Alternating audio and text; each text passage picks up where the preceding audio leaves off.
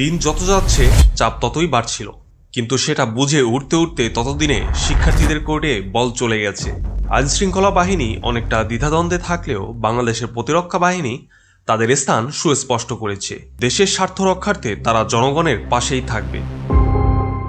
সেদিনের সকালটা আর 10টা সকালের মতো হলেও জুলাইয়ের মাঝামাঝিতে আন্দোলন শুরু হওয়ার আগের দিনগুলোর মতো অবশ্যই ছিল না।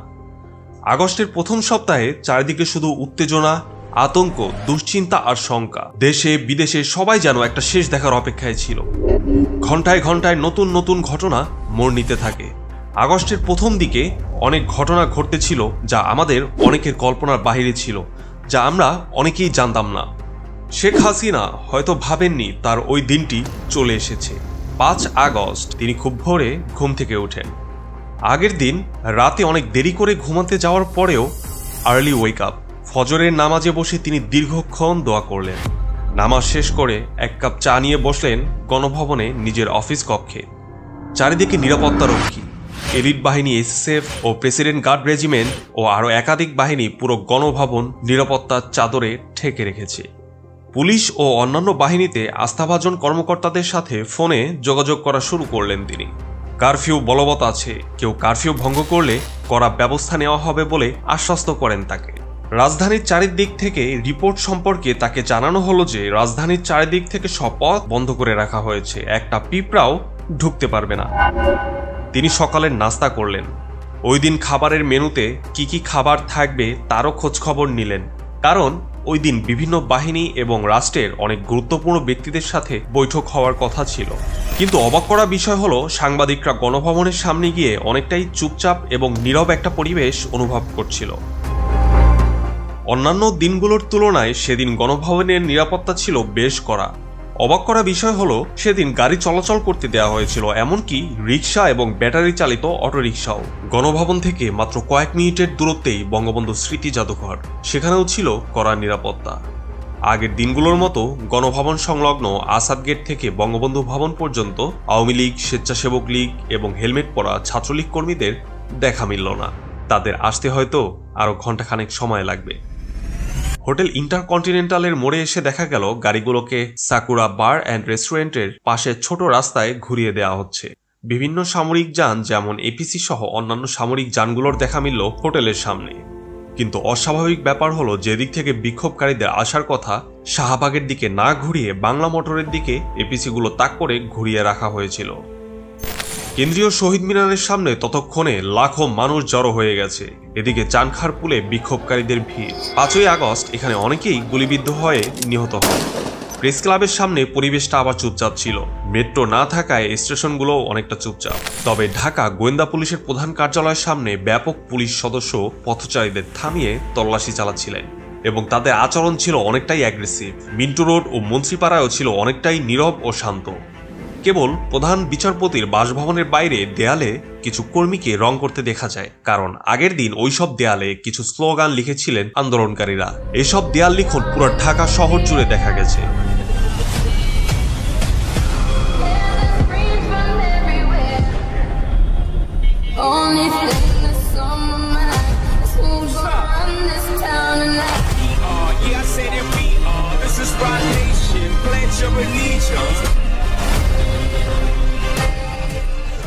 মূলত 3টি স্লোগান ছিল: খুনি হাসিনা, স্বৈরাচার হাসিনা এবং শেখ হাসিনা পদত্যাগ করো।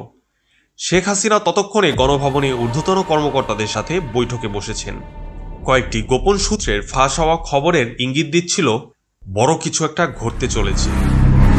নিজের দলের লোকদেরকে দিয়ে আন্দোলনকে দমাতে আগের দিনটা সময় চেয়ে নিয়েছিলেন, কিন্তু তাতেও হিতে বিপরীত হয়। এতে করে আন্দোলন আরো ছড়িয়ে পড়তে থাকে এবং অনেক হতাহতের ঘটনা ঘটে। এরপর বৈষম্য বিরোধী ছাত্র আন্দোলন লং মার্চ টু ঢাকা কর্মসূচি একদিন পিছিয়ে এনে 5 আগস্ট ঘোষণা করে, আর তাতেই কাজ হলো। তার 2 দিন আগে অর্থাৎ 3 আগস্ট সেনাবাহিনীর কর্মকর্তাদের অফিসার্স অ্যাড্রেসে সেনাপ্রধান বলেছিলেন সেনাবাহিনী দেশের স্বার্থে, জনগণের স্বার্থে, জনগণের পাশেই থাকবেন। 20 জুলাই থেকে মাঠে থাকা সেনাবাহিনী আর সাধারণ মানুষের উপর গুলি চালাবে না বলে সিদ্ধান্ত নেয়। এর পরপরই ঘুরে যেতে থাকে ময়দান। অর্থাৎ 3 আগস্ট আন্দোলনকারীদের সাথে সাধারণ মানুষ সরকার পতনের দাবিতে রাস্তায় নেমে এসেছিলেন। বোঝা গিয়েছিল গণ অভ্যুত্থান আসন্ন, আর সবকিছুর চূড়ান্ত রূপটা দেখা যায় 5 আগস্ট। সকাল 10:30টার মধ্যে শেখ হাসিনা নিরাপত্তা কর্মকর্তাদের ডেকে পাঠালেন। তারাও শেখ হাসিনার সাথে আলোচনায় বসতে যাচ্ছিলেন। 1971 সালের 16 ডিসেম্বরের মতন ঢাকার পতন হতে চলেছে এমন গোয়েন্দা প্রতিবেদন নিয়ে তারা বৈঠকে যোগ দেয়। শুধু পার্থক্য হচ্ছে 1971 সালে পাকিস্তান হানাদার বাহিনীকে ভারতীয় বাহিনী এবং মুক্তিবাহিনী ঘিরে ফেলেছিল, আর 2024 সালে এসে শেখ হাসিনার পদত্যাগের দাবিতে বিক্ষোভকারীরা।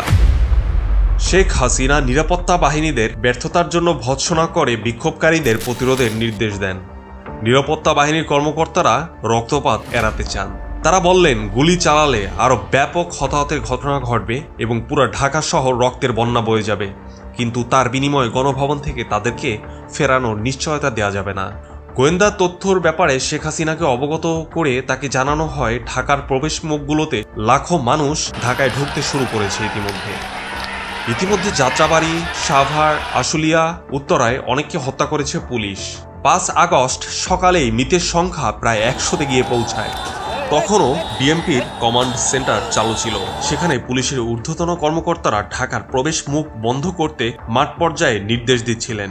কিন্তু নিরাপত্তা বাহিনীর কর্মকর্তারা বৈঠকে প্রধানমন্ত্রীকে জানান ঢাকার পতন এখন আর সর্বোচ্চ 1 থেকে 2 ঘন্টার ব্যাপার। তখন পরিস্থিতি এমন দাঁড়িয়েছিল যে শেখ হাসিনার সামনে একটাই মাত্র পথ খোলা আছে, পদত্যাগ। প্রথমবার সেই প্রস্তাব প্রত্যাখ্যান করেন তিনি। অফিসারদের ধমক দিয়ে তিনি বলেন তাদেরকে ধরে এই পর্যায়ে এনেছেন তিনি, এখন তারা সরকার আর রাষ্ট্রকে রক্ষা করতে পারছেন না। কর্মকর্তারা শেখ হাসিনার সাথে কথা বলে ব্যর্থ হওয়ার পরে শেখ রেহানাকে পাশের কক্ষে নিয়ে গিয়ে তাকে বোঝানোর চেষ্টা করেন। শেখ রেহানা শেখ হাসিনার সাথে কথা বললেও তখনও তাকে মানানো যায়নি। এরপর তারা যুক্তরাষ্ট্রে থাকা শেখ সজীব ওয়াজেদ জয়কে ফোন করে তাকে সবকিছু খুলে বলেন এবং বোঝানোর চেষ্টা করলেন। কর্মকর্তাদের সাথে আলোচনায় তাদের ব্যর্থতার বিষয়টি তুলে ধরলেন বারবার। অবশেষে জয় পরিস্থিতির গুরুত্ব বুঝতে পেরে তার মায়ের সাথে কথা বললেন। এরপর শেখ হাসিনা রাজি হলেন। তবে তিনি গোপালগঞ্জে গিয়ে জাতির পিতার সমাধিস্থলে গিয়ে শ্রদ্ধা জানাতে চান। কিন্তু কর্মকর্তারা বুঝতে পেরেছিলেন যে এতে নতুন করে ঝামেলা তৈরি হতে পারে। টুঙ্গিপাড়ায় পৌঁছানোর পর তিনি তার মন পরিবর্তন করতে পারেন বলে তারা আশঙ্কা করছিলেন। তাই তারা প্রস্তাব প্রত্যাখ্যান করেন। এবার শেখ হাসিনা জাতির উদ্দেশ্যে একটি ভাষণ রেকর্ড করতে চাইলেন। নিরাপত্তা বাহিনীর কর্মকর্তারা ঢাকার আশেপাশের গোয়েন্দা তথ্যের আপডেট নেন। তারা জানতে পারেন গণভবন থেকে বিক্ষোভকারীদের দূরত্ব ছিল মাত্র 45 মিনিটের। তাই বক্তৃতা রেকর্ড করার প্রক্রিয়াও প্রত্যাখ্যান করা হয়। জাতির উদ্দেশ্যে শেষ ভাষণটিও শেখ হাসিনা আর দিতে পারেননি। পরে শেখ হাসিনা ভারতের প্রধানমন্ত্রী নরেন্দ্র মোদীকে স্যাটেলাইট ফোনে কল দিয়ে তাকে একটি বিমান পাঠানোর জন্য অনুরোধ করেন। নরেন্দ্র মোদী সঙ্গে সঙ্গে রাজি হয়ে যান, কিন্তু কিছুক্ষণের মধ্যেই আবার মত পাল্টে ফেলেন। নরেন্দ্র মোদী ফোন করে শেখ হাসিনাকে জানান আনুষ্ঠানিকভাবে কোনো প্রক্রিয়া ছাড়া সেটা করলে আন্তর্জাতিক আইন লঙ্ঘন করা হবে। এটি তার প্রস্থানের উপরেও প্রভাব পড়বে। শেষ পর্যন্ত তাড়াহুড়ো করে ব্যাগ গোছাতে হলো তাকে। প্রথমে 4টি সুটকেস নিয়ে হেলিকপ্টারে, এরপর বাংলাদেশ বিমান বাহিনীর একটি পরিবহন বিমানে করে ভারতের উদ্দেশ্যে যাত্রা। হয়তো এর মাধ্যমেই শেখ হাসিনার দীর্ঘ রাজনৈতিক ক্যারিয়ারের সমাপ্তি টেনেছেন। তিনি ভারতে প্রস্থানের পরপরই গণভবনের আশেপাশের সব জায়গা থেকে সেনা প্রহরা প্রত্যাহার করা হয়। দেশে লম্বা সময় ধরে ক্ষমতায় থাকা সদ্য পদত্যাগ করা প্রধানমন্ত্রী শেখ হাসিনা যখন ভারতের আকাশে, তখন লাখো জনতা গণভবনে। শেখ হাসিনা ভারতে পালিয়ে যাওয়ার দীর্ঘদিন হয়ে গেলেও সরকারের উচ্চ পর্যায়ে থাকা কর্মকর্তারা এখন পর্যন্ত মুখ বন্ধ রেখেছেন। 5 আগস্ট অফিসিয়াল সংস্করণটি শুধু কয়েকটি শব্দের মধ্যেই সীমাবদ্ধ ছিল, শেখ হাসিনা পদত্যাগ করেছেন। এরপর থেকে সংবাদ মাধ্যমে বা অন্যান্য কোনো প্ল্যাটফর্মে এই বিষয়ে বিস্তারিত বা পূর্ণাঙ্গ কোনো তথ্য তুলে ধরেননি। বঙ্গভবন থেকে শুধুমাত্র প্রধানমন্ত্রী শেখ হাসিনার পদত্যাগপত্রটি গৃহীত হয়েছে বলে জানানো হয়েছিল।